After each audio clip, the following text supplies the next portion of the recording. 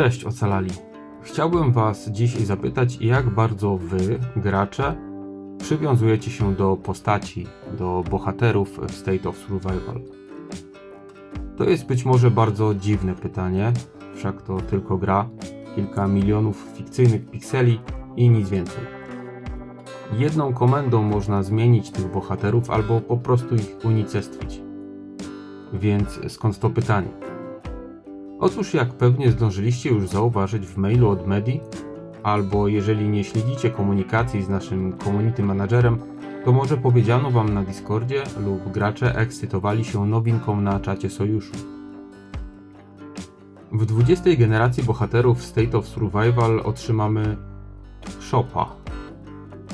I chociaż na pierwszy rzut oka kogoś on przypomina, tutaj inni content kreatorzy wspominali o bajce Strażników Galaktyki, to prawda jest zgoła inna.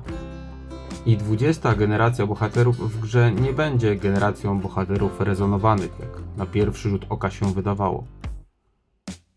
A więc kim jest ten śmieszny Shop i dlaczego zwierzak, a nie człowiek, ma być bohaterem w grze o apokalipsie zombie, w którym przynajmniej w małym procencie da się wyjaśnić, wytłumaczyć prawie wszystkich bohaterów, że mają jakiś pierwiastek wspólny z apokalipsą, mutacją, zombie i daleką przyszłością. Dlatego rozwiewając te wątpliwości, chciałbym przeczytać Wam kawałek informacji, które otrzymaliśmy od Medi. A to wyjaśni Wam, dlaczego Shop nie jest Shopem, dlaczego nie są to Strażnicy Galaktyki, dlaczego to w sumie dalej ma jakiś sens. Chociaż nawet ja na samym początku tego sensu nie dostrzegałem. A więc zaczynam. Tytuł artykułu nosi nazwę Nikt nigdy nie kochał Erwina Sproka. Nawet jedna osoba. Jego rodzice nigdy go nie kochali. Ani razu nie trzymali jego małych, pomarszczonych rączek. Nie klepali po zgarbionych ramionach, nie tulili chudego chłopca, którym był i nie nazywali go skarbem.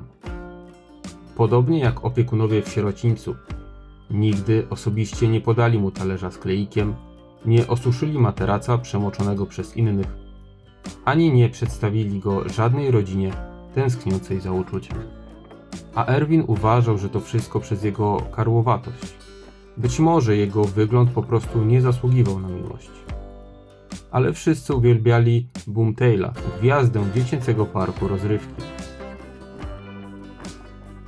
Dzięki taniemu, ciężkiemu, zwierzęcemu kostiumowi, przesadnym ruchom i zaraźliwemu śmiechowi, Erwin był kochany jako Boomtail. Dzieciaki domagały się, by trzymać go za rękę, grać w gry i być jego przyjacielem. Biegały radośnie obok niego, podczas gdy dorośli wsuwali mu cukierki do kieszeni. Boomtail był ulubieńcem wszystkich. Po raz pierwszy Erwin poczuł się kochany i szczęśliwy. Dni obojętności, obelg i samotności minęły. Jako Boomtail Erwin odkrył radość.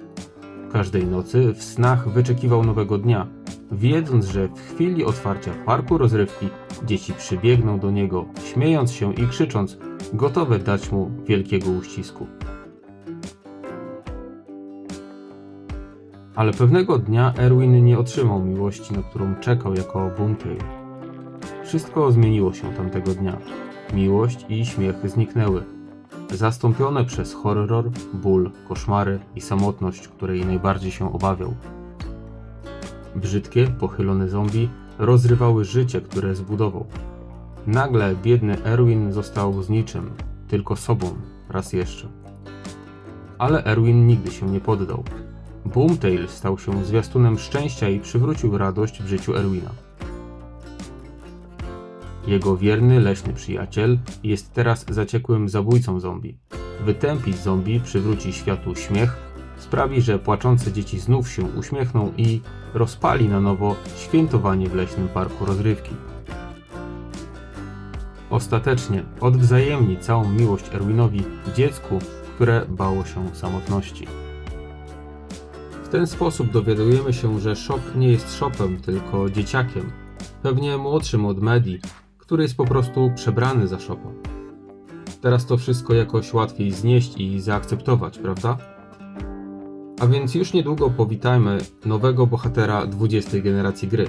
Nie bójcie się, to nie jest zwierzak, to nie jest strażnik galaktyki. To chłopiec.